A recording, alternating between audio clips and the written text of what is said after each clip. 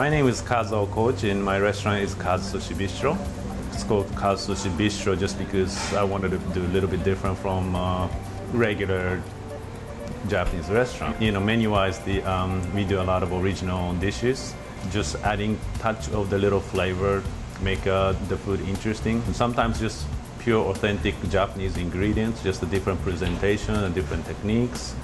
Or sometimes we just get the idea from other cuisines and just combine them and just make it my style. Freestyle Japanese cuisine, that means the Japanese food, but I'm more allowed to do anything I feel like to do. I'm going to show you today how to cook sushi rice. The sushi is basically vinegared rice. That's what it is. It's not, doesn't have to be with raw fish. You can use vegetables or cooked seafood or any things to make sushi. But the most important part is to make a sushi rice. So let's go to the kitchen and let me show you how to make sushi rice.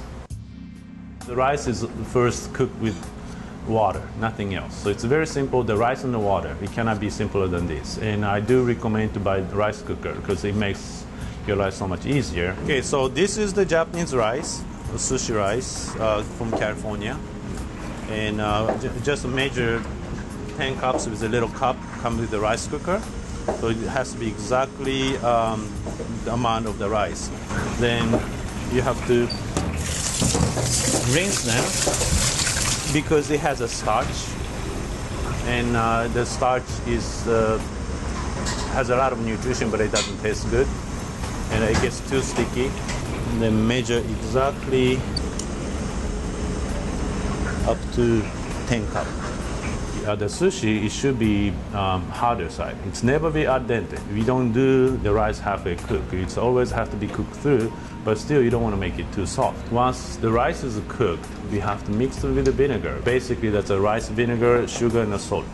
And that ratio varies in each restaurant, or in Japan, each region has a little slightly different. Like a Tokyo area, they have a little salty and some more salt and sugar. Go to southern, like Osaka, they put more sugar.